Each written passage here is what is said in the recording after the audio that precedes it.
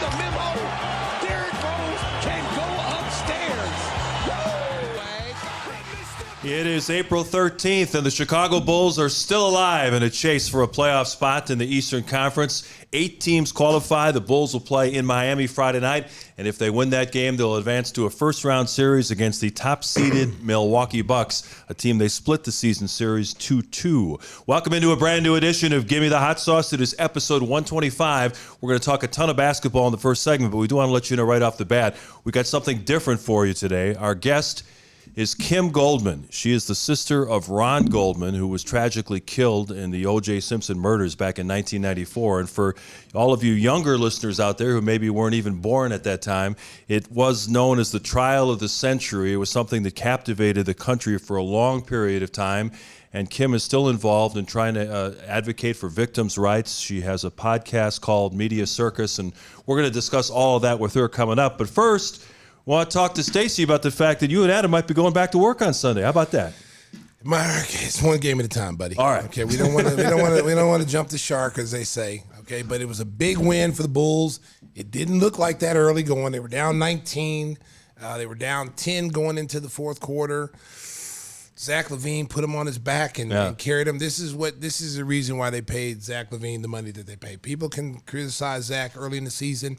His knee wasn't 100%. Now he's 100%. He's been playing like an all-star from the all-star break on. He's been really, really playing like he's capable of playing. So it was good to see him take over. He went to the basket. A couple of shots I questioned, towards the end when it was like a one-possession game, he pulled up for a three. And it's right, like, no, Zach, no, take it to the rim. I even tweeted that. Take it to the rim. They can't stop you. Because he was killing him going to the basket. He was killing Fred VanVleet. He was just – oh man, it was like an eye pass. He was just going right by him the whole time, and then give Patrick Beverley some credit. He made one basket all night. That three-pointer he hit in the corner was huge. And then Alex Caruso, we talked about him needing to step up his game offensively. He was 4 of 8 from the field, knocked down a 3. He went to the basket, scored some layups. But his defense was unbelievable. He had to guard Siakam. He had to guard pretty much everybody on the floor. He came up with some loose basketball, some big rebounds when the Bulls needed him the most. And then DeMar coming through, hitting some big shots toward the end, taking the ball to the basket.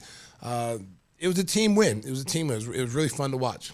Yeah, Zach really sparked it with his outstanding offensive play in the third quarter where he really took over the game. But the sequence you were talking about, there was about a 5-minute stretch where they forced 6 turnovers, and everybody was involved in it. You had Beverly making a block from behind, getting the passing lanes to make a steal. Caruso got a strip and a breakaway layup, and I think that really took the life out of the Raptors, that sequence where they just couldn't get a shot at the rim. Well, and what you've seen with the Bulls, especially since Patrick Beverly has come on board on this team, is that games like last night they would have folded.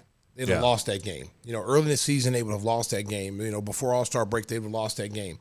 They have turned that around. We've seen a few games this year in the second half where it looks like they're going to, the doors are going to fall off, and then they find a way to win. They don't crack under the pressure. So it's very good to see, especially being down 19 points and realizing that the defense is going to keep you in the game. If we can stop them from scoring, it'll allow us to get back in the game offensively because they can't stop us.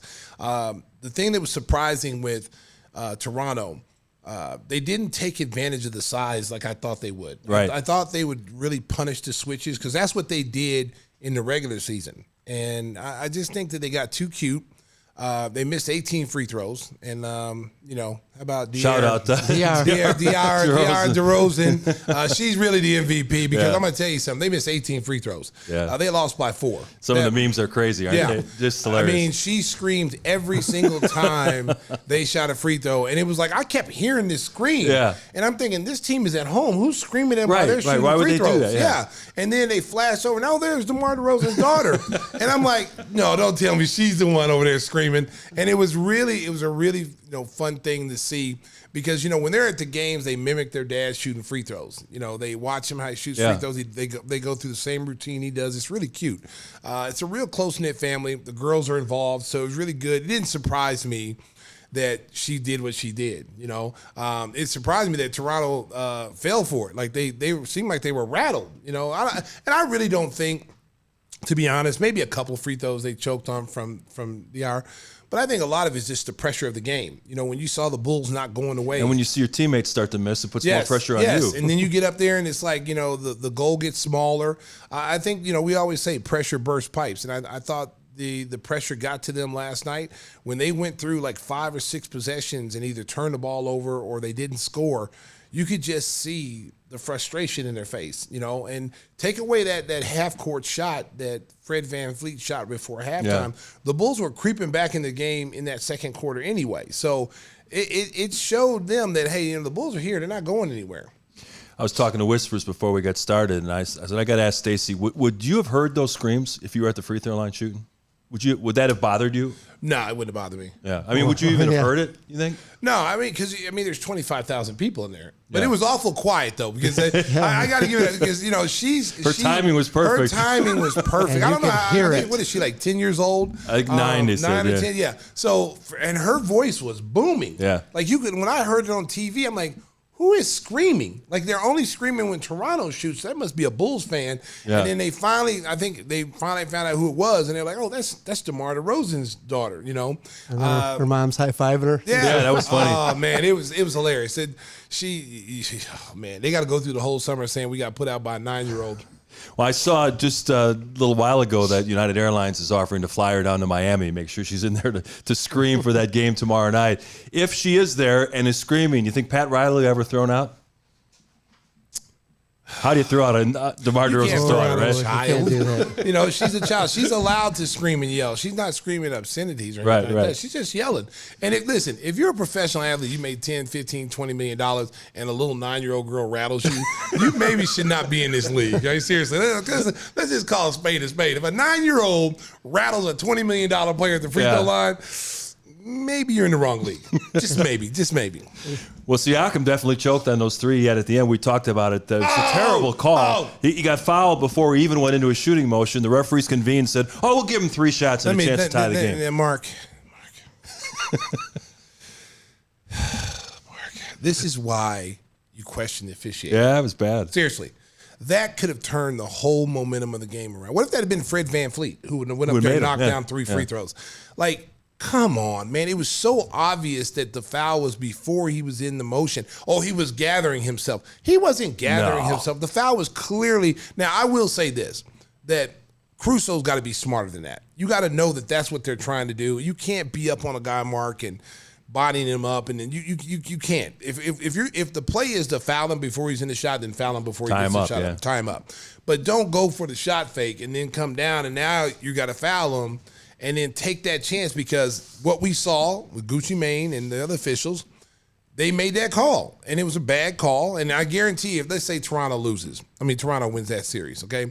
I guarantee we'd have, what is that, the late game report? Yeah, 2-minute report. 2-minute report. Yeah. The Bulls really should not have been called a 4th foul during that game. Well, thanks. I appreciate it. Yeah. We're in Cancun right now. 1, 2, 3, Cancun. We're in Cancun vacationing right now while Toronto's advancing to Miami. Did you see that official huddle, though? If you zoom in and see their lips, the one guy says FanDuel moment, the other guy says, no, MGM. So there's something going on there. For real? That's what I saw.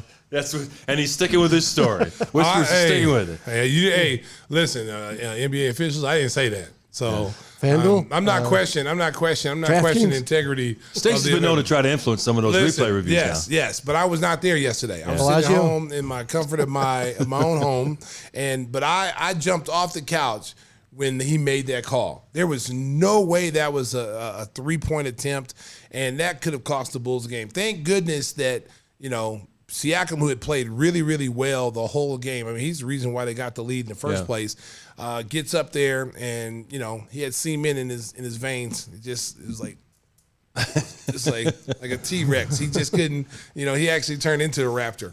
And then he heard, yeah. Thought there's another raptor. What I really enjoyed was Zach getting a chance to get some love from the national telecast, and everybody, DeMar said afterwards, this is what he does. He takes over the game. The guy's a killer out there. And, there's one guy that covers the Bulls on a regular basis, who shall not be named, who seems to go out of his way to trash Zach every chance he gets. Saying, he's not a max player. I don't know why they gave him the money and all the rest of this. And he had to shut up yesterday because Zach. Who is this? Nick. Guy who writes for the Sun-Times. Your guy. He who shall not be named. He is not getting no love on my show. I know. Okay. But guys, if you know who it is, kill him. Kill him on Twitter. all my Twitter dogs who watch the show, you know who the initials. I'm surprised Zach still gives him interviews. The initials of JC? Yeah. Yeah. That's all we can tell you because he's not getting no love on Give Me the Hot Sauce. But all my killer dogs out there who come to my aid, I want you to attack him. I want you to just kill him because you know what? I don't care what anybody says about Zach LaVine. Listen, the way the NBA is set up right now, you have to pay your stars or you lose them and you get nothing in return. So all this stuff like Zach doesn't deserve the money, Zach doesn't this, Zach doesn't that. Zach deserves exactly what he got because he's the star player on the Chicago Bulls. You put Zach on someone else's team, the Lakers or anything like that, he's still going to be a star. Maybe he's not the main guy, but he's still going to be a star because he's a star in this league. He's too athletic. He does so many things that makes him a star. People may not like his money, but I'm telling you, when he was healthy, and he's been healthy since probably the last part of the season, that knee is starting to look. He's starting to look like his old self as far as the explosive ability and getting to the rim. And what I like about Zach Mark is that he's just not taking bad shots. I did question a couple last night in a one-possession game, and he raised up for three when he's been dominating, getting to the basket and getting downhill. The Toronto Raptors didn't capitalize on that because I think they turned the ball over in the very next possession, so that really helped us out. But he's starting to realize, like, hey, you know what? I got a quick first step. No one in this league can guard me when I want to get to the basket. I can get to the basket at will. He took some tough drives to the basket. He got hit a couple times by Siakam for and ones. He went right over Portal, who's a shot blocker. DeMar DeRozan was just going through people. Like, he was dunking on people's heads. You had Patrick Williams came on baseline and made a poster, a Portal, of Jakob Portal. And so it was fun to watch. They really played hard. They competed, and there was a scene Bulls TV does after the game. They're in the locker room. Yeah, I saw that. Everybody was like, they were happy. They were, you could see they were relieved. Coming down from 19 points against a team that has has beaten you twice, 2 out of 3 times this year, and you hadn't had a lot of success in Toronto. To come back from 19 point down, I don't think anybody in their right mind would have said the Bulls were going to come back and win that game. Maybe they come back, but they're not going to win that game. Toronto's not going to lose that game. And sure enough, Toronto lost the game. And we thought that was going to be a bad matchup because of the length of the Raptors guys in the perimeter. It was in the beginning. Yeah. It was in the beginning. Yeah, Siakam was really hurting them. Siakam was killing them. They were getting Scotty Barnes started, 29% three-point shooter. He was having some moments in the first half. The matchups did hurt them in the beginning. And then all of a sudden, it was kind of like they start missing shots, and then you could just start to see, like they're not a really good three-point shooting and team. They fell in love with it because they made some early. Yes, because they made some early. Even Siakam hit one, Scotty Barnes hit one, so they started shooting them more, and the Bulls were rebounding. One of the areas I thought would give the Bulls problems is the second chance opportunities, which it did a little bit. They got some offensive rebounds, but the Bulls were able to neutralize that and not let that hurt them. And how about Billy then going small and bringing Derrick Jones in for that transition and disruption? Derrick Jones should be playing all the time. Let's be real. Derrick Jones should be playing somewhere on that field, on that court, because he's a good defensive player. He can switch out and guard guards. He can guard the best player on the floor. There's 3 guys right now that should be in that rotation automatically. That's Kobe White, that's Patrick Williams, and that's DJ. Those 3 guys should be in the rotation. It should be an 8-man rotation because you definitely cut your rotations down. And I would throw Andre Drummond in there too. So it's a 9-man rotation depending on the size of the big guy. Now the problem with Miami's going to have is that you got Bam. Bam is more of a power forward, a stretch forward, playing the center spot. So Derrick Jones Jr. probably will get more minutes in that game per se than Andre Drummond, and so. Because that's a different matchup, And they don't have a backup center, so they go small when they go to their bench. They go small. Right. They'll put 4 guards out there, and the thing that you got to worry about Miami right now is, and I watched that game the other night, even though they lost, Kyle Lowry got a resurgence. Yeah, he played really well. I mean, he kind of wasn't playing at the end of the year, and all of a sudden he looked like the Toronto Kyle Lowry. I mean, he was taking a big shot after big shot, and he almost single-handedly, won the game for Miami. Yeah, the X factor with Miami is you never know what they're going to get from their three-point shooters. Some days Strus and Hero are knocking down threes. Gabe Vincent has hurt the Bulls in the past. And other days they can't buy one. Against Miami, their outside shooting was not effective, and they are a team that is really dependent on making threes. Yeah, and they're not a good defensive team either. You know, that's Miami's always had the reputation of being one of the best defensive teams in the NBA. They clearly are not a good defensive team. There's a couple guys individually that can play defense, but you can't put Gimme on every guy. You still got Tyler Hero has to guard people. Gabe Vincent has to guard people. Strus has to guard people. So they're giving up more easy shots, more points than they've done in the last few years. But they're still a dangerous team because they're playing at home.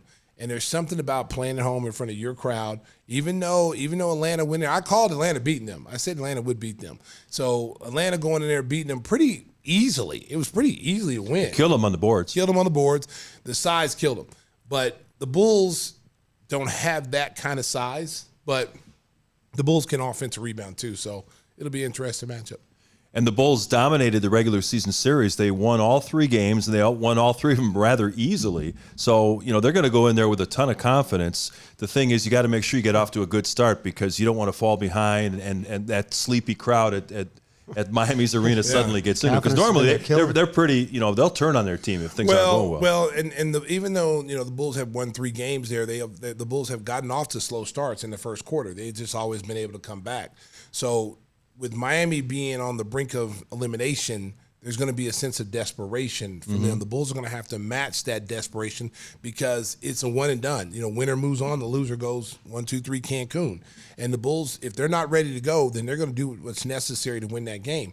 Everyone's got to focus. I think the key for the Bulls, though, is to get off to a good start, stay within striking distance because Miami will start off hot. They always do. The games the Bulls have won, the first quarter has always been Miami, and then the Bulls come back and dominate the next 3. You don't want to get too far gone. You don't want to get double-digit leads to them because then you're playing catch-up. And then if they're hitting threes, then the confidence of shooting threes become even more. And then now you find yourself going down big against a team like Miami who's struggling defensively right now. You mentioned Bam Adebayo as more of a power forward size, but he is a good shot blocker. How do you look at the matchup with him and Vucevic in the post? Vooch can kill anybody that he wants to. Nobody can stop Vooch. The only person that can stop Vooch is him in the three-point line. That's the only thing that can stop Vooch. Vooch, when he goes inside, he can score on anybody. He's going to have to do that. In order for the Bulls to continue to play and be able to have an opportunity to get to the playoff, Vooch is going to have to be mixing his game up. He's going to have to go inside. There's going to be times he's got to go inside and he's got to dominate. Then there's got to be times where he's picking and popping and bringing the defender out to allow Zach and DeMar to have driving lanes to the basket. But you don't want him sitting outside taking 8 to 10 3-point shots. That's not going to help the Bulls win. Him being inside, scoring when he's got the mismatches, when the Bulls, when the Heat switch and they put a guard on like Gabe Vincent or Strus, that automatically the play goes broke. Get the ball inside and let's destroy them on the inside. How about that dunk by Patrick Williams on the baseline yesterday? He should have some favorable matchups against some of those smaller Miami perimeter guys. Well, the big thing was how long was Billy going to go with that small lineup? And he came out with bigger lineup very quickly. Yeah, because it was getting out of hand in that first 10 minutes. He was like, okay, Patrick, Kobe, we need you out there. Yeah. Because the problem that you have, and this is where the Bulls, it didn't rear its ugly head last night, except in the first quarter, is that AC is not a scorer. Patrick Beverly is not a scorer. So there's 2 guys in the lineup, unless they're getting layup opportunities, they're not giving you any offense whatsoever. Now, AC yesterday, 4 of 8. He went to the basket. He got in transition. He scored a couple layups on the break.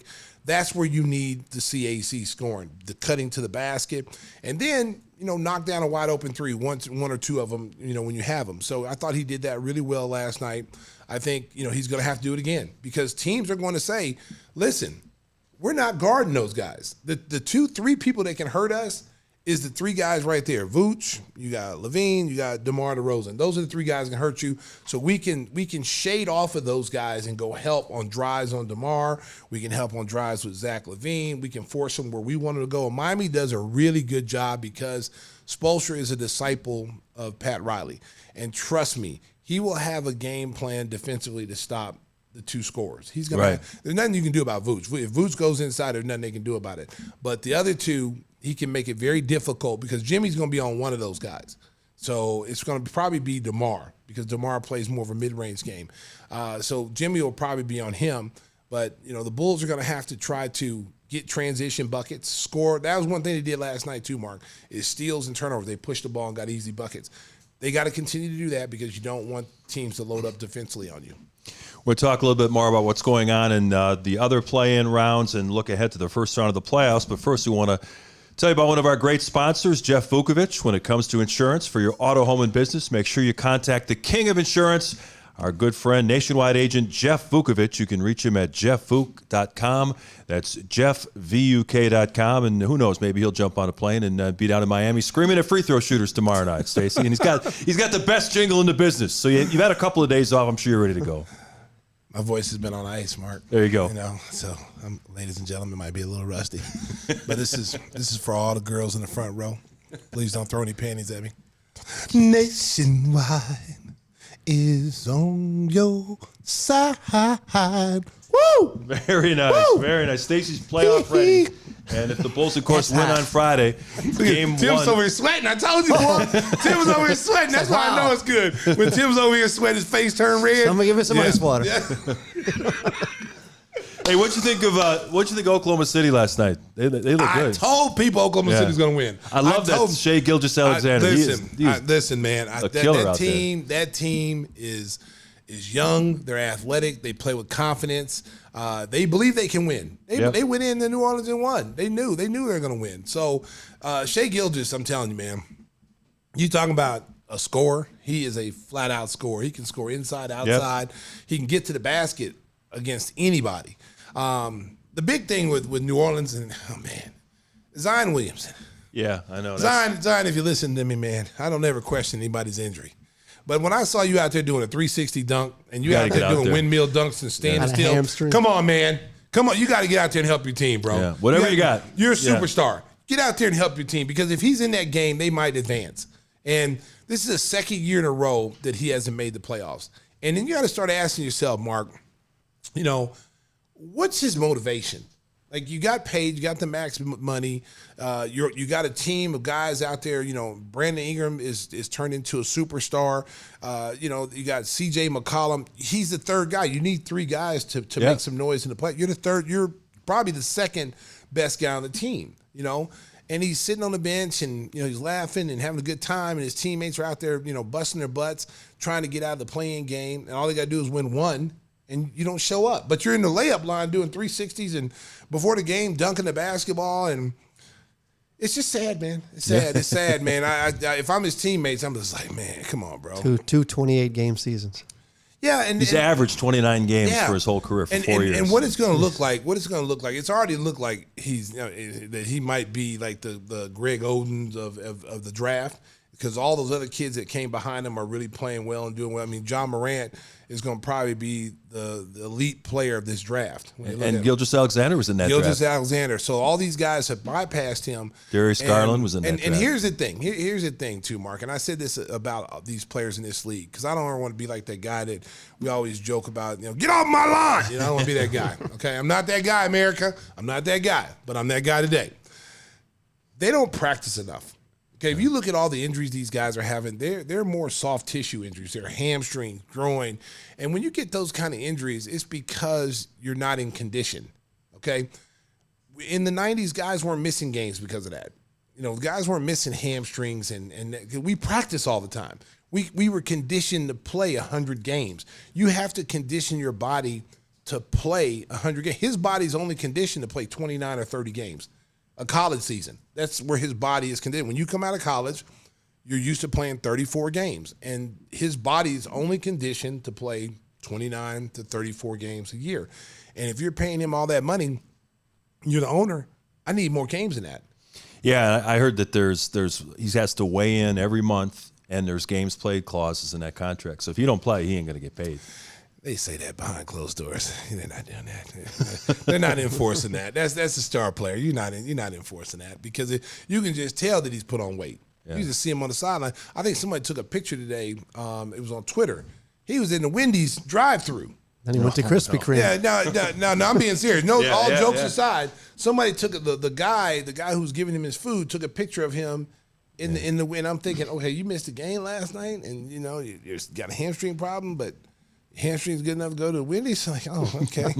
Okay, we see where your priorities are, though. But I hope he gets well, man, because he's an enormous talent. He's a dynamic player. He's fun to watch. He's a superstar in the league, and people want to pay to see him play. And that's a very good team.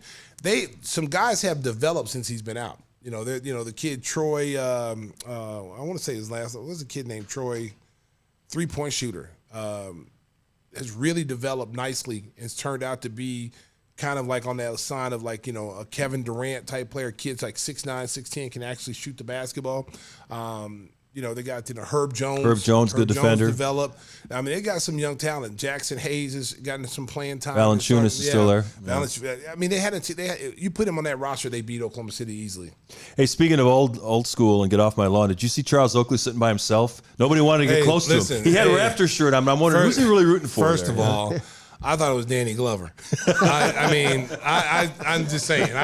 I was like, Danny Glover's a Toronto fan because the TV was going by fast, so the game was going by fast. And I'm like, is that Danny Glover sitting in Drake's seat? Drake's? Yeah, it was Drake's seat. Yeah, he's got Drake's seats. So I'm like, oh damn, I didn't know Danny Glover was a Toronto fan. And then they got close. They got close to him, and I'm like, oh, hell no. That's not Oakley. Yeah. Oh, you play for the Bulls. But he did play for the Raptors. He did play for the Raptors, too. Come on, man. Have some loyalty, man. I know. Hey, wear 2 shirts. He wasn't cheering for the Raptors, though. He was pretty quiet over there. Yeah, he was over there. But you can't be sitting in Drake's seat. No, yeah. So it's like one of those, when you're being held hostage and against your will, and they, they make you say, they have you sitting there and say, tell them you're eating good and you're everything's good. Yeah. Yes, I'm eating good. And is that right? Yes, I'm eating good and everything's okay. And then you blink 3 times. I'm being abused. Hey, what do you think about what's going on in Minnesota? They had a classic meltdown in the final day of the regular season. First, Jaden McDaniels punches a wall and fractures his hand, and then they have that dust-up between Rudy Gobert and Kyle Anderson, and they suspend Rudy Gobert for a game. They lose in overtime to the Lakers out in L.A. Oh, man. Because if they're fully rostered, they win that game. Yeah. Okay. First of all, Rudy Gobert has been a big disappointment for the Minnesota Timberwolves. Okay. He has not been as good as advertised as he was in Utah. Okay. They gave up a lot to get him. A ton. 4 first-round picks. They didn't have to do that. Yeah. They didn't have to do that because they could have gotten Walker Kessler, who's doing the same thing Gobert is doing in Utah. In Minnesota, you would have kept all your assets, and then you could have built through the draft and with a team that's already pretty nice. Yeah. Now look at it. You got a French man throwing punches, and he's not even really throwing punches. He's backing up as he's trying to hit somebody. Did you see what Draymond Green said on his podcast? He goes, he's always been soft like that. He's not about that life. Listen, when I saw Rudy Gobert cry because he didn't make the All-Star team, I was like, come on, man. That's something you do in your room, bro. Don't be on national TV. Rudy, you didn't make the All-Star team. How do you feel? He also likes microphones. I was going to say his PR is terrible going back to that whole COVID thing when he was the first guy to test positive. I led the league in black shots. I was the defensive player of the year. And then he's crying. I'm like, dude, you're 7'4". You don't need to cry. It's over. You didn't make it. Make it next year. Now they're saying he's questionable for tomorrow night with back spasms. Who? Rudy. He's questionable. To play. They're still playing? Yeah, they play Oklahoma City tomorrow for the eighth seed in the West. They're done. I didn't know. I thought Oklahoma City was in. No. They have to advance. It's like with the Bulls situation. They're done. Yeah. They're done, man. They're done. I mean, Rudy Gobert, listen, man. Karl Anthony Towns hasn't been healthy all year. That's hurt them. The marriage between Gobert and Towns is hurt because you thought you could move Towns to stretch 4 and Rudy at 5, and it just hasn't worked out. Rudy's not an offensive player. I mean, if it's not a lob, it's not going to happen. And then Anthony Edwards, I think his development is being hindered. It's because all these other people, and the Jalen McDaniel kid's going to be a hell of a player for them. That really hurt them because he's their best defensive player. Right, he's supposed to guard LeBron. Yeah, he's the guy you can put on anybody, and he will be a lockdown defender. Him breaking his hand, I don't know why he was mad. Got 2 fouls, so he went back to the locker room and he slams the wall. I mean, it was nothing that happened other than he thought the refs gave him a bad call. So it was 2 fouls and he went back and punched the wall. Yeah. Wow. Just immaturity. Because what is he, 19? I think Chris Finch might be on his way out in Minnesota. Hey, listen, the inmates are running the asylum there. Let me tell you something, man. Listen, there's not a lot of, you got Udoka still out there. And a lot of people are going to be after him, and he's proven to take a young team and turn them around in Boston. And speaking of, Boston, their team without Robert Williams, are they capable of getting to, the finals? Are they capable of beating? I don't see anybody in the East beating Milwaukee, unless it's the Bulls. Throwing it out there, unless it's the Bulls. Okay, if we don't make the playoffs, there's nobody beating them. You heard it here on Gimme the Hot Sauce. That's right. Stacey King's bold prediction. Bold. Hey, Whispers, what's new on the hot sauce front? You got any news for the folks? It's just a waiting game. A waiting game? Yeah. Show my display. Yeah. Yeah, we got the display behind us here. It's hopefully going to be shipped soon. This is going to be in all the stores. This little display. That's it's the going to be plan. in all the stores, ladies and gentlemen. Jewel Yeah. Osco. But the red sauce and the green sauce are going right on the shelves. Nice. Ooh, nice. Yeah. So we're just waiting to ship it.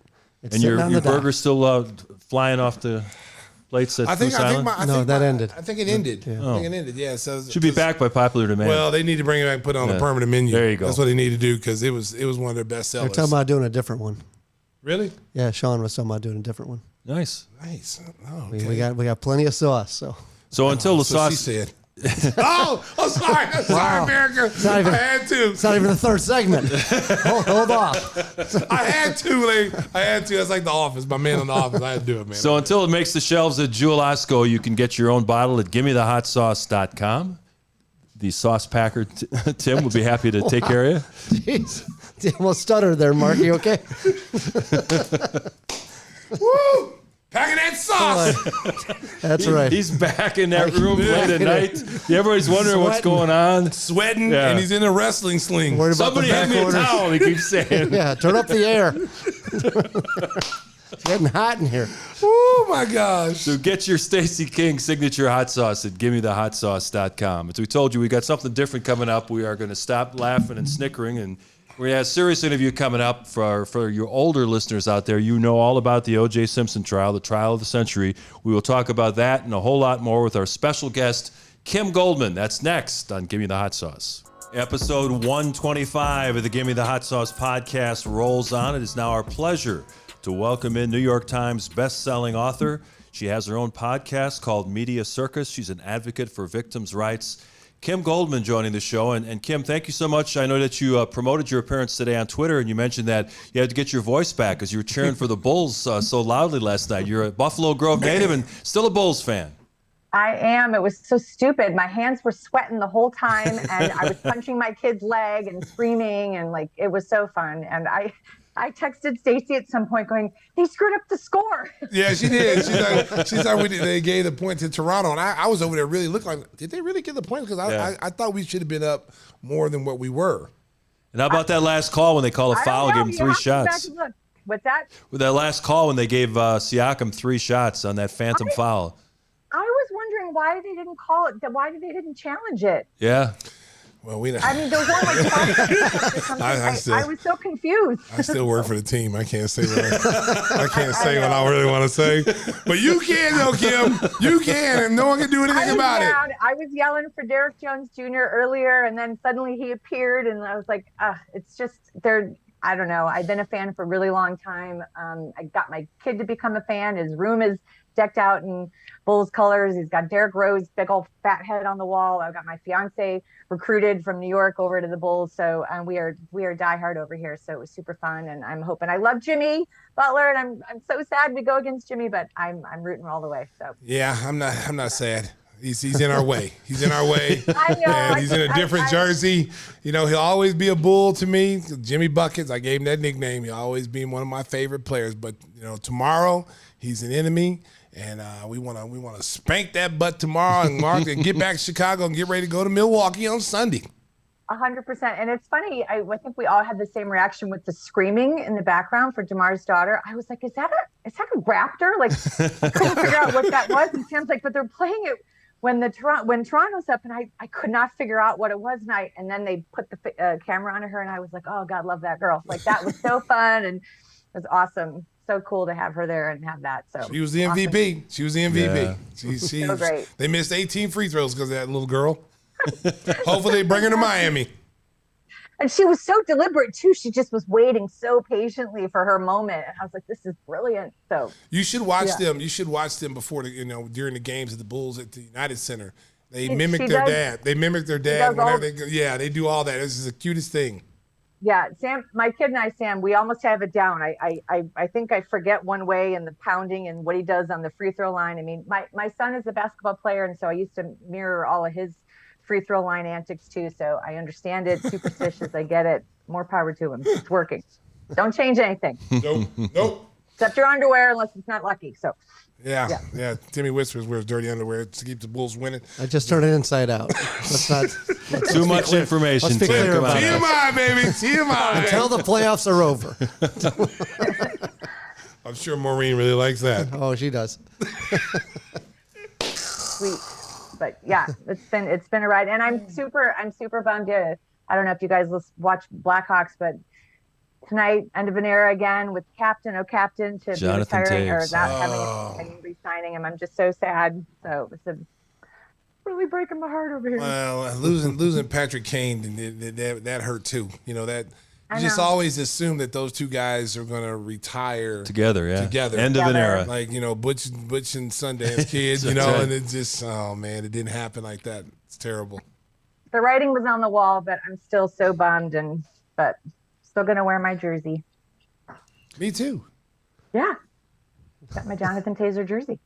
Hey, Kim, obviously people who have followed your career over the last 30 years or so know that you've become such a staunch advocate for victims' rights. You started the podcast Media Circus. Maybe you can start out by telling our listeners why you decided to dedicate your life to helping these causes. I think I mean, most importantly is because I saw firsthand the devastation of trauma and violent crime, and once I started sort of coming out of my own traumatic and grief-stricken shell, I realized how many other people across the country were struggling, and where there was such a disparity in equity between victims and offenders, and I just couldn't help myself. And same with my dad. So we just put our nose to the ground and kind of figured out where we could best use our voice, and it led me to meet incredible people and do some lobbying and meet with legislators and community leaders, and I currently sit on the board for the National Center of Victims of Crime. I'm the chair of that, and the work that we get to do to impact people all across the country is pretty phenomenal. And the podcast was just an extension of wanting to highlight and showcase the perseverance and the resiliency of victims, because I think it's so easy for us to just assume that we're in the fetal position, curled up on the ground all the time, crying and angry. But so many of us go on to do pretty incredible things, and we, maybe not the most joyful life we ever would, but we can function and we can do great work and leave a happy legacy for those that are coming up behind us. And, I think for victims, especially in high profile cases, it's really hard to live your private tragedy in the public eye. And that adds a whole other element of trauma and isolation. And I really wanted to kind of go behind the scenes and tell people the story that they don't often get to know because the media might not cover it, or they forget, or it just isn't as salacious, as the criminal story or the law enforcement version of it. So I just wanted to give power where it deserved to be due. Yeah, we were all captivated by supposedly the trial of the century. I remember every day I would sit there and watch the the whole thing, and I was just like, wow, like there was something new, something different. Talk a little bit about your experience, because you were in your 20s at that time. And, and you sat there every single day with your family, and you had to hear things, things that you didn't want to hear per se, or, things you got to see and experience that, that we didn't get to see behind the scenes. Because I remember I was like in shock, some of the things that were said. Talk a little bit about your time being there and at that age, and how that impacted you, because I know you were close with your brother, and how that impacted you. I left school. I was living in San Francisco. I was in my last semester of my psychology career, and I moved home into my dead brother's bedroom, and I went to court every single day. I missed one day. There was no testimony that day, but I missed one day to have my wisdom teeth pulled. But it was all I could do to make sure that my brother wasn't forgotten. And so much of the trial was focused on the killer and his attorneys and everything, and Nicole. But my brother was just so forgotten. And so it was really important for us as a family to show up and make sure that people remembered who he was and what he meant to us. And it was torture. I mean, I was 22. I'd never seen the inside of a courtroom. I just assumed you went there and the truth was told on a daily basis. I didn't even think for a second that it wouldn't be, and that all of the crap could be slung against the wall. And I was in for the shock of my life, and I was hanging on by a thread, because I wanted my brother to get justice. And I didn't understand I don't use his name. So, I didn't understand who the killer was. I didn't watch football. I didn't follow his career. I had no idea at what we were walking into. I mean, it was, at that time, this was pre-email, this was pre-internet. And we were getting mail sent to us, it was just Goldman family, Agora, California. There was no zip code. And it was just unbelievable we were like in a fishbowl, and it was just hard. It was emotional every day. I mean, I'm already little as it was, but I dropped a ton of weight, couldn't sleep, but trying to be stoic. And I figured nothing that I was enduring was as much as what my brother endured in the last couple of minutes of his life. So there was no place I was going to be. We mentioned at the top of the interview that you grew up in the Buffalo Grove area. What was Ron's motivation in moving out to Los Angeles, and how did he come to meet Nicole? Well, the motivation was my dad. Didn't love the winters anymore. He grew weary of the winter weather, and he found a job. My dad. It's funny, you guys were talking about the podcast, the display in the back. I mean, the hot sauce in the back. My dad used to design those displays that you have that he would put in the grocery store and the movie theaters. So he moved. We found a job. He found a job here. He got married, and he moved all of us to California in '87. My brother was the most excited out of all of us because he loved the sun, and he took to it like nobody's business. I was miserable, but my brother beefed up and got bulky and got tan and grew his hair out and puka shells and the whole 9 yards, and just fell absolutely in love with being here. I mean, it was the perfect place for him. And he moved to Brentwood. I don't remember why he moved to Brentwood, to be honest with you, but he moved to Brentwood because it's a, cool, kitschy town. And he met Nicole supposedly through the gym, and they became friends, and they hung out at Starbucks. For people that don't understand Brentwood, it's a really small community. It's just made up of a couple of streets, basically. So you tend to know everybody in that town, and it's younger people and hip, and they became friends. I mean, there's a lot of rumors that they were dating. My brother was in a relationship with another woman at the time, and he and Nicole were friends, and that's as far as I know. And his deed of returning the sunglasses that night ended the way we all know that it did. So. Yeah, that's the that's the thing we were talking about earlier before you came on. Is like here's a kid that's going to California to chase a dream, to make his life better. He's with his family, and then he does a good deed. He finds gets her. She calls him, says her glasses are there. You bring him over, and he's just doing a good deed. And to be able to come in that situation, in the court when they were talking about that. Because you hear theories there was more than one person. There was, he had, there was, 2 knives there or whatever. What is your take on that? I mean, you were there. I mean, was it one person, or do you think there was more than one person involved? The evidence only showed one person. The blood trail, the hair, the fibers only pointed to one person. So, the defense's job is to throw up a bunch of other options. I mean, at one point they were saying that my brother was the intended target of the cartel, and it was the Colombian necktie, and then it was Faye Resnick was the intended target, and then that's what they're supposed to do. And obviously, throwing some of those theories out and then capitalizing on his fame. And we were coming off of the Rodney King beatings here, and the trial here in Los Angeles. And so we were coming off of a tremendous amount of toxicity and hate towards the police department, and they capitalized on that. And, it worked. I mean, as I said, the evidence, I don't remember the statistics off the top of my head, but when the DNA was released, the results of the DNA, and it was just early on. I mean, I hate to think it's been almost 30 years, but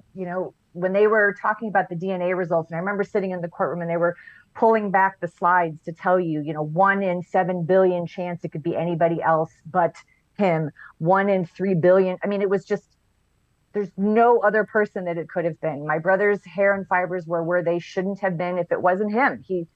My brother's hair and his fibers were in the killer's car. Like, why?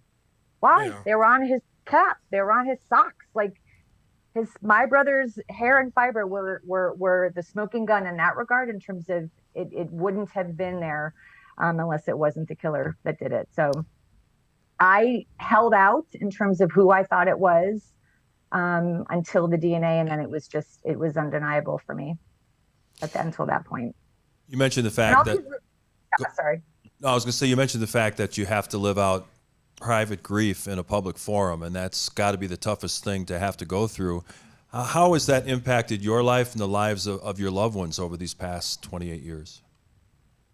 I think I'm still in it. I mean, I every day is a new trip. I mean, I talk often about grief and how it's, predictably unpredictable. And I'm in a different phase of my life now with my son being the age he is, and him moving into another phase of his life. And, my dad is getting older, and now I'm recognizing that if, God forbid my dad passes away, I'm on my own. Like it kind of reiterates the loss, when I don't have my best friend and my brother to share this phase of our life with. We were both early in our 20s and really just on the cusp of adulthood and like excitement for life, and to have that taken away at such an early age, I'm super sad still.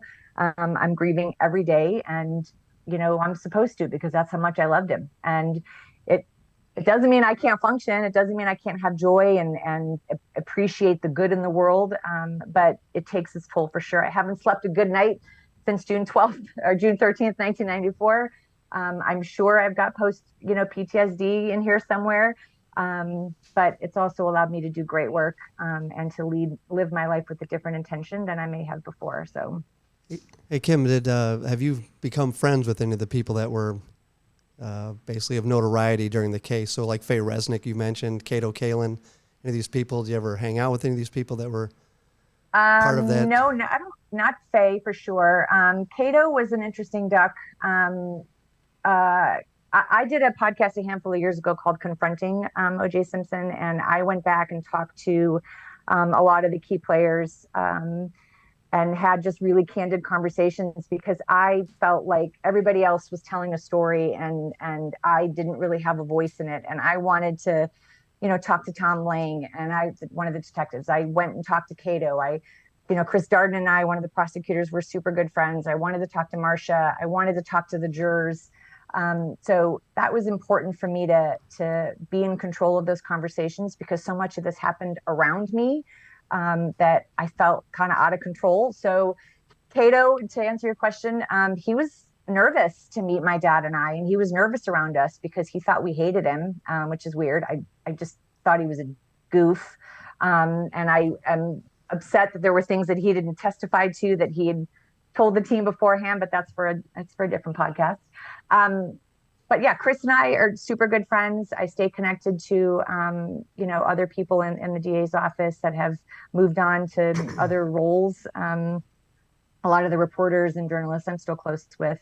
But we're all connected in such a deep, profound level that I'm grateful. They fought for my brother in a way that I am so appreciative for. And even though we didn't get the result that we wanted, they showed up for him every single day. And they lost their careers. They lost their reputations. Many of them suffered the same way that we did, with death threats and stalking and, racist comments and, just the absolute, breaking us over the coals for the years. And I just owe them a debt of gratitude, despite how it ended. Did you ever talk to any of the defense attorneys in that process?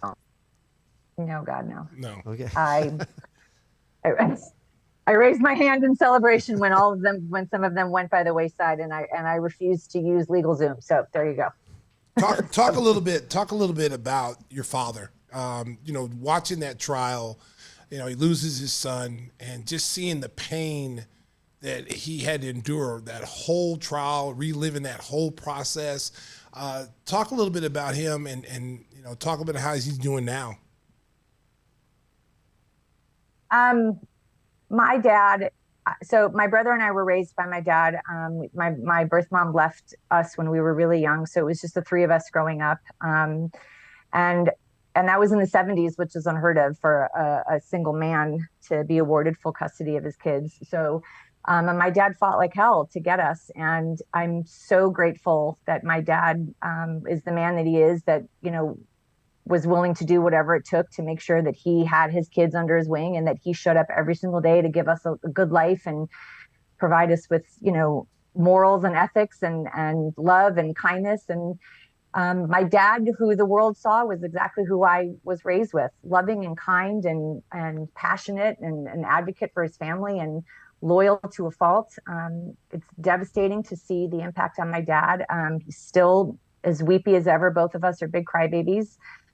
He is the sweetest, smartest, most wonderful human in my life, and I'm grateful that the world got to meet him. I'm sad that you did, but I'm grateful because he's just fantastic. He's getting older, and I can see the cracks a little bit, which is really hard. But my dad is still fighting every day and just happy and just joyful and just always cracking stupid jokes, and still has his mustache, but he's definitely he's in the next phase, and that's really hard. But that's what happens. So could you tell us a little bit about the podcast that you launched last year called Media Circus? So what's the driving force behind the podcast? The driving force is that it's super important for me to let people in behind the scenes as to what's happening to victims and survivors and what they do in the aftermath. So many of the people that I was able to interview and speak to have done incredible work in the advocacy world for gun safety, LGBTQ issues. Rodney King's daughter was a guest, and she was phenomenal. But it's really just connecting you to the stories that you think you know and that you think you have figured out, and really just giving you a firsthand look to what we're like, and an opportunity to teach people how to view these kind of stories. We're so consumed. I heard you before about how many stations we have and streaming services, and just the access to people's lives are at a ridiculously high level that I think we've become super desensitized in how we consume information and people's trauma, and we just it's all over the place, so we don't even stop for a second and realize the impact that it has. And so part of telling these stories is to remind listeners and viewers that these are people's real life, and just because you can turn off your TV and unplug your headphones does not mean that our grief and trauma ended. And we're chipping away every day to be healthy and strong and find purpose. So part of it is to educate journalists on how to cover true crime and how to handle and to be authentic in their reporting and honest in their reporting, and to realize the impact when you make mistakes and you rush to judgment and treat us with such disrespect, that there's an impact. And we see everything. Perfect example is, someone emailed me yesterday to be on their podcast and said that they wanted me on because of my interest in the O.J. Simpson trial and all the mystery surrounding it. And I'm like, it's a really insensitive thing to say to me. Like, my interest in so I casually said, I'm going to decline, but you should maybe pay attention as to how you approach a victim. And he says, oh, I just thought you were interested in the case. I didn't realize how connected you were. I'm like, dude, then do your research. It's just, and another time I may have said something a little bit nastier, but I was like, let me just educate you. Let me educate you on how to do this. And most of us are willing and wanting to tell our story, but I don't owe you anything. I don't owe you my time. I don't owe you my tears. I don't owe you my grief. If I feel like it's legitimate and I feel like you're respectful and you are truly caring about what I have to say, then I'm going to show up, because I want nothing more than to tell the world about my brother. And that's how most of us feel. So it's a great opportunity to do that. So, hey, Kim, can you tell us a little bit about his tattoo and his the restaurant he wanted to open? Oh, I love that you know that. My brother had a tattoo of an ankh, which I don't know if you probably can't see it, but I have one on my arm for resilient with an ankh on my flabby arms. He had a tattoo on his arm for it meant eternal life in Greek. That's what I've been told. And the restaurant my brother wanted to open up, like a bar, coffee house that sold food kind of thing, in the shape of an ankh. And he wanted to invite local artists and, have poetry nights and artists and readings and stuff, and to be able to just celebrate art and music. And he had a business plan all set up and funders, and he had scheduled a meeting with my dad. My dad's a real hard ass sometimes on some of these things. So he needed my brother to come with him a business plan and all of his work to show my dad what he wanted to do. And obviously didn't happen, but my brother was a dreamer. He had no idea what he wanted to do with his life. College was not his thing. Lasted one semester at Illinois State. He was just kind of trying to find his way. And I think that's, for me, some of the biggest heartbreak, is that he just didn't get there. When you look at the case didn't turn out the way it should have turned out, and you go to the civil case, and you guys win that case. He was convicted in the civil case. He's, he has to pay the victims all this money.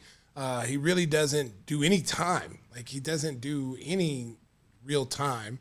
Now you see him walking around. He got put in jail for trying to get his stuff back, but now he's out playing golf. He's out doing the things that he's doing. How does that make you and your family feel, that he really never had to, go through anything like you guys have gone through? Yeah. The civil case was an opportunity for us to kind of take some ownership back over my brother and what happened.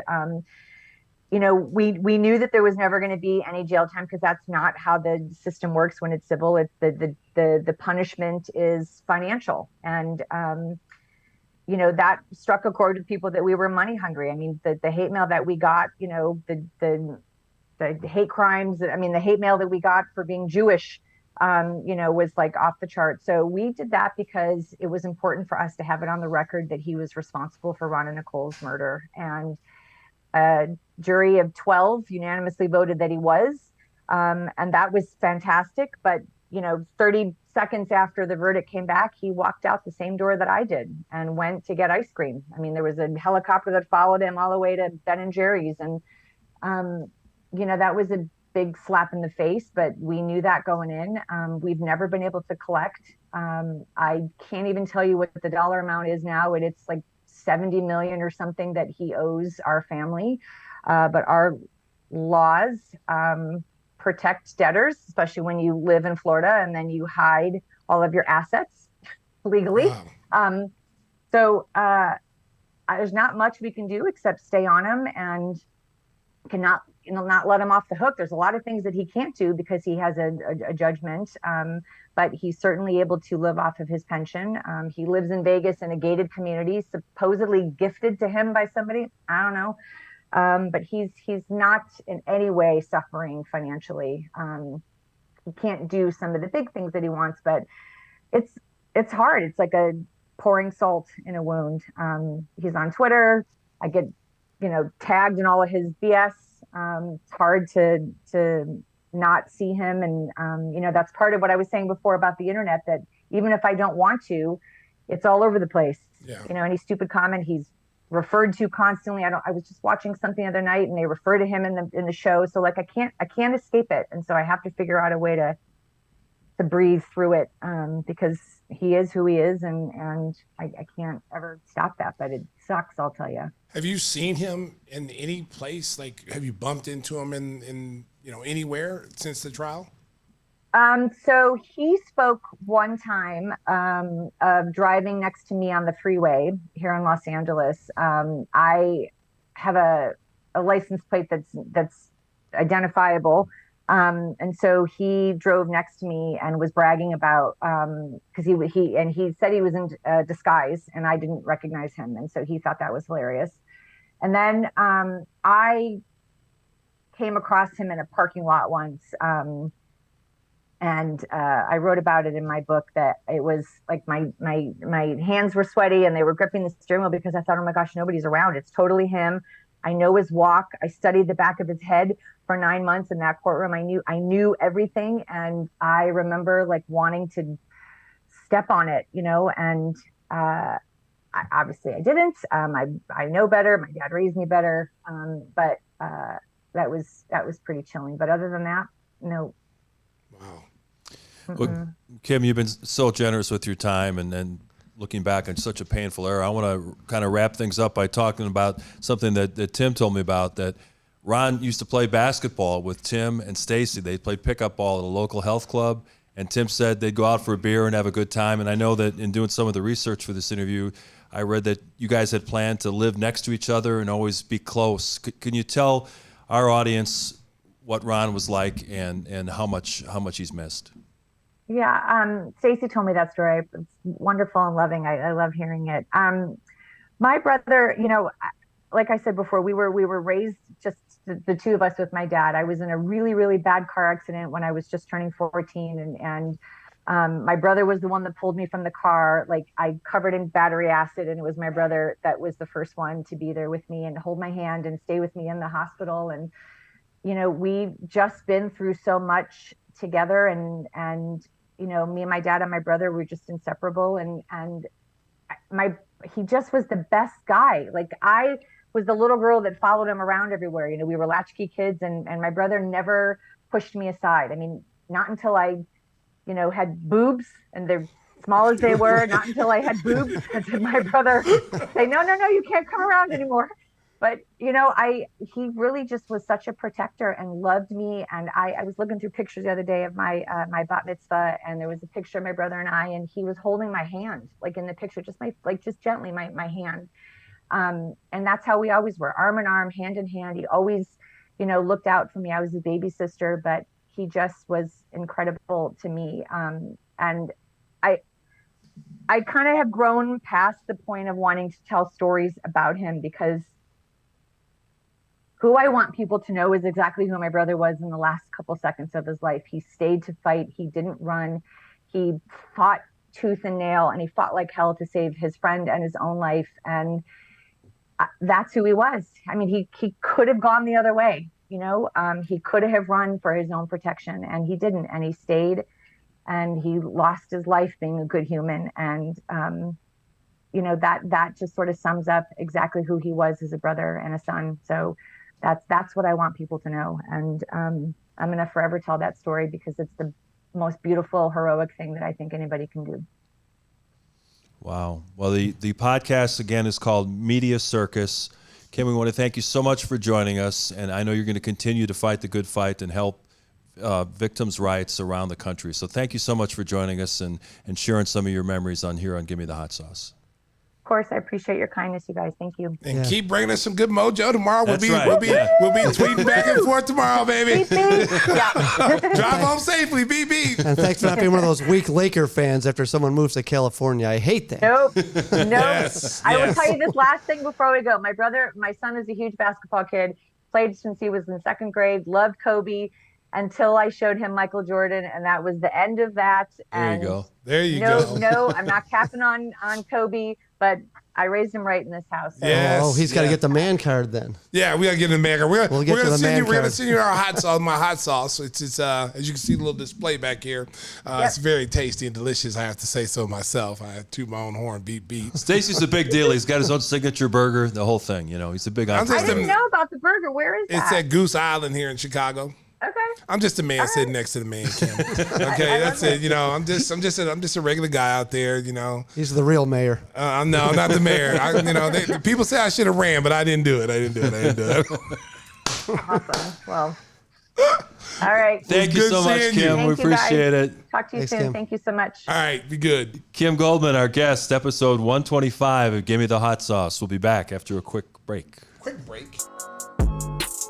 We hope you enjoyed our conversation with Kim Goldman. As Stacey told you right at the outset when we started this project, we're going to talk about more than just sports. And that was a fascinating conversation about a time that will live on forever. People will always be talking about the trial of the century with O.J. Simpson. Yeah, it was a very captivating time. It seems how long, man? 30 years now? Almost 30 years, yeah. Man. 94, 95. It's just hard to believe it's been that long. It seems like it just happened. Yeah. And, just sitting there listening to her, talk, your heart just breaks for her family. Yeah, still. And she said she hasn't had a good night's sleep since 94. Yeah. Yeah. I mean, Neither have I, but that's for a different reason. wow, this guy, here we are. Here we go. It's always about whispers, right? See, we're here in a serious moment. Man. Hey, he just jumped in out of nowhere. I'm trying to God. lighten it up a little bit. Come on, man. Come on, we're having an intelligent conversation here, and then you come in with this stupidity. Well, do you ever see those surveys about should he be removed from the Hall of Fame? Yes. Yes. And what do you think? Absolutely. Yes, absolutely. Really? Yeah. What do you think? I think it's football. He was still that. So he's still that running back. Well, Pete Rose isn't in the Baseball Hall of Fame because he gambled. That's wrong. And I think then he should be on 2 Hall of Fames because there's the Murder Hall of Fame. He should get in there, but that's okay too. Wow, here we go. We don't share the same views. Tim's all out on an island. That's the Whispers Island. You see my point? Oh, you're missing the point. You're missing the point. What is the point, Tim? The point is, if you're good at something, you get recognized. Wow. And he was a monster. I'm sorry. He was a great running back, is what you should have said. No, he that's was my a point. monster, yeah. But he was a great running back, and you leave it at that. I'm sorry. Words are important, Tim. I'm sorry, Tim. Yeah, your words are like knives. I mean, they're stabbing both me and Mark right now. I don't want to talk to you right point. now. No, your I'm sorry, you missed my point. Your point went over Let's our change heads. the subject very quickly. This guy, hey, man. There's a mute button. Major League Baseball season, we're 2 weeks in, and a familiar storyline for White Sox fans. My goodness. They've got players all over the injured list. It seems to happen every year. Last year, they were able to finish 81-81 despite so many injuries. Right now, Eloy Jimenez is on the injured list with a hamstring strain. Yohan Moncada's day-to-day. He's got a back issue. Just Tim Anderson is going to be out 2 to 4 weeks. He strained his knee when a guy slid into him the other day. After a while, it's more than a coincidence. It keeps happening to the same team, Stacey. You got to wonder what's going on. Well, I think the Bulls and the White Sox need to get together and find out who has a voodoo doll. Someone has a voodoo doll. This is just not a coincidence anymore. It was cute. 3 years. It was a cute, before, but now it's starting to become real serious. Now people are going down, dropping like flies. We need to find who it is. If it's a fan who's upset with the organizations, please show your face. Just please come out and tell us why you're doing this. We're going to beat you up, take your voodoo doll away from you. But don't make one of me, baby. Don't make one of me, baby, please. I'm sorry. It was funny. Last couple of years, everybody said, well, Tony La Russa's asleep in the dugout. Well, you got a new manager now, and you got the same problems. Bad base running, bad fielding, and a ton of injuries. Well, I was a big fan of Tony La Russa sleeping because, sometimes you're tired. You just want to take a nap. Especially when you're late 70s, you're tired a lot. Hey, so Tony, I'm not faulting Tony. Tony, there's been times that I want to fall asleep during the game, but I don't because my energy is too high. So you might need to take what I'm taking.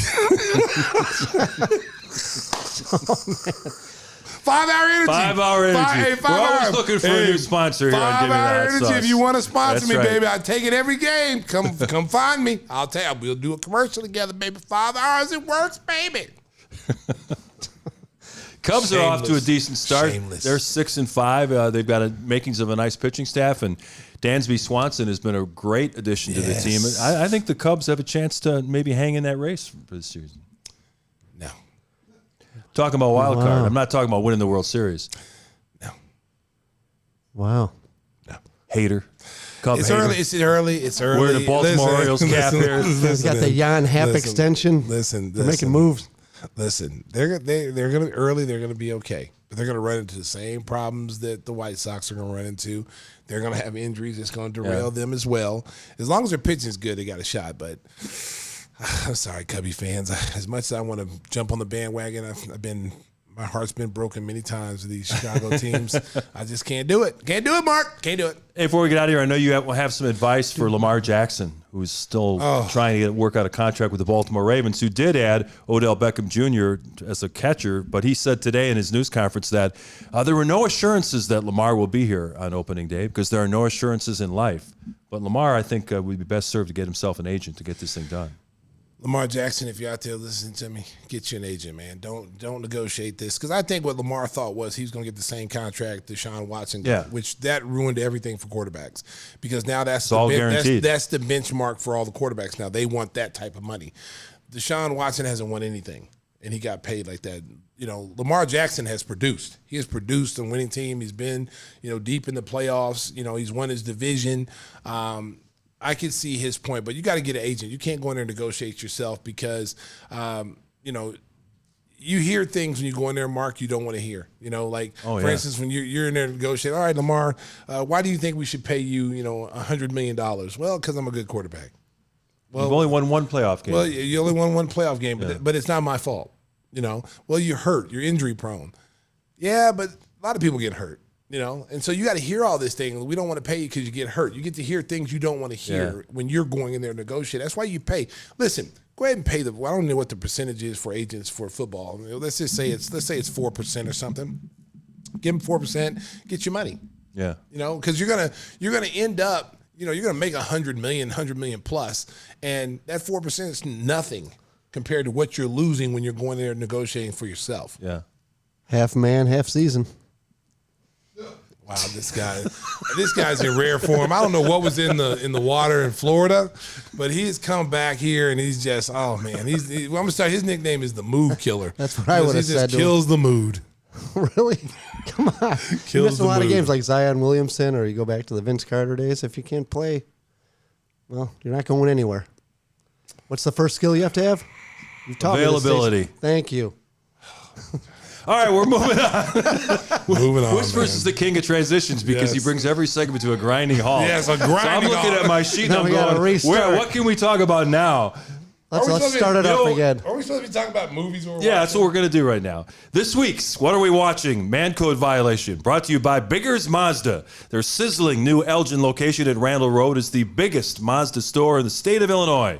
Biggers is offering a bottle of Stacey's signature hot sauce with first test drives of new or pre-owned vehicles. It's your choice. Everything from the coolest SUVs to the stunning Miata. So join the fun at 2100 Randall Road in Elgin at Biggers Mazda. Tell them, Gimme the hot sauce sent you, and they will give you a test drive, set you up with a delicious bottle of the hot sauce. It was packed by the packer himself. Timmy Whispers. All right, Stacey, what are you watching this week? What do you got? You had some great recommendations on movies last week. Yes, there's some great recommendations. Go ahead, guys, show my list, please. Do we have it? Oh, there it is right there. Oh, that's right, that new Netflix series. Has anyone seen Beef? I haven't seen it. Beef, I didn't know what to expect. I was just, kind of thumbing through Netflix, and I just saw Beef. So, Beef, my definition of beef is someone fighting. So I thought that's what it was middle gonna be. fingers? That's what I was trying to figure out. And it starts with like road rage? Okay, America, I don't want to tell you the whole thing, but you got to watch it because it's like a 3 or 4 part thing. But the two characters you see on screen right there are pitted against one another. They come from different worlds, different walks of life. The guy that you see in there, he's a guy trying to help his family's restaurant. The restaurant went out of business because he invested in a guy, his cousin. They lost all the money, yada, yada. So he's pissed off. So he looks like a guy, when you first see the show, he's in a Home Depot or something. He's in some kind of store, and he's bought like some grills. He's got like 5 grills. Who needs 5 grills? But he has them. So he's just frustrated. He's very angry. He's like very angry. He's in the line angry. Someone's in front of him. He just looked like a guy who was just going to like shoot up the store. That's what it looked like. I was like, oh, please don't show this. I don't want to see this. Yeah. And then he leaves, and he gets in his car, and he almost gets hit by this girl, that girl you just saw. She runs right by him, almost hits him, and he's like honking the horn, and she's taking off, and he ends up following her. And he writes her license plate number, which I don't know how he did it because, I don't know. That's pretty impressive how he did that. But he got a license plate number and knows where she is and knows where she lives. And so that's how it starts. It just starts him stalking, trying to find her. She's comes from a affluent family. She's an artist, and she has a really nice house and everything. And so he finds her. and he does handyman work. So he finds her and he goes to her house, and he's giving her an estimate of what she needs done in her house, how much it's going to cost to do this, whatever, yada yada. And he goes into the bathroom. Can I use your bathroom, yada yada? And so yeah, he recognizes that she's the car that he's been chasing, the license plate. So then he goes into her bathroom and does an R. Kelley in there, all over the place, and then runs out. And so she's trying to find him, like, where'd he go? Where'd he go? She goes in the bathroom, sees her bathroom just like a truck stop, a rest stop. Like a truck stop, rest stop. You ever see that? You go to those little nasty bathrooms. Y'all know I'm not lying. You pull off to the side of the road, go to the bathroom. I got to go to the bathroom, go in a little truck stop. Oh, my God, it's terrible. Oh, it's just like you walk out, you just feel like you caught something. You're just like scratching. Oh, Lord. I've had to throw shoes away. Oh, PTSD, man. PTSD, that's how I am. So she chases him. Yeah. She writes his license plate number down. So that's where I stopped watching it. So I'm watching the next episode. So that's the beef. We got a beef going. Yes, got a beef going. Whispers, you got something for us this week? Secession. Oh, yeah. Now, don't give it away what happened last week because you're going to ruin it for people. Yeah, it's great, though. I thought the first 2 episodes of the season were pretty slow. What did you think? Yeah, but the way they built that up. Yeah, and, they certainly set up They like the tension. It's like their theme song. So the fight to see who's going to take over the media empire has reached a whole new level. We'll just say it that way. Change the name of the company. I am. We're going to become Waystar. You've had enough businesses in your time, right? Yeah, that's the new name. Telluride brought to you by Waystar. No, it's a great show on HBO. You should check it out. It's the final season of Succession. 3 episodes in, and try to binge them all at once because you won't believe what happens in episode 3. I was talking to Stacey the other day on the phone. I said, I fell for another CIA, FBI thing. It's called Night Agent. It's on Netflix. You see the young guy who was kind of a disgraced FBI guy. His dad was accused of leaking secrets, government secrets, and he's trying to follow and clear his dad's name and his own. And he gets involved in a scandal that goes up to the top levels of government. So it's a good show, really well done, and the actress who plays the person that he's trying to save is easy on the eyes as well. So that's always nice. Yeah. Go ahead, Mark. How hot is she? Well, let me put it this way. Don't bring up a happy home. Don't bring up a happy home. I would have put her up instead of the night agent. Oh, okay. Mission House guy, I don't agree with that. I'm not involved in any of this. This is a pre-production meeting that I was not part of. Mm-hmm. Yeah. Yeah, let's not talk about Stacey's recommendations right now. What are you talking about my recommendation? My recommendation is good. Behind the scenes. What the hell are you talking about? He's always as soon as the guy gets defensive, I'm it's looking a dead at my giveaway. sheet. Where do we go from here? Oh my gosh! Always defensive. First of all, he's like an old refrigerator. Yeah. He can't keep nothing in.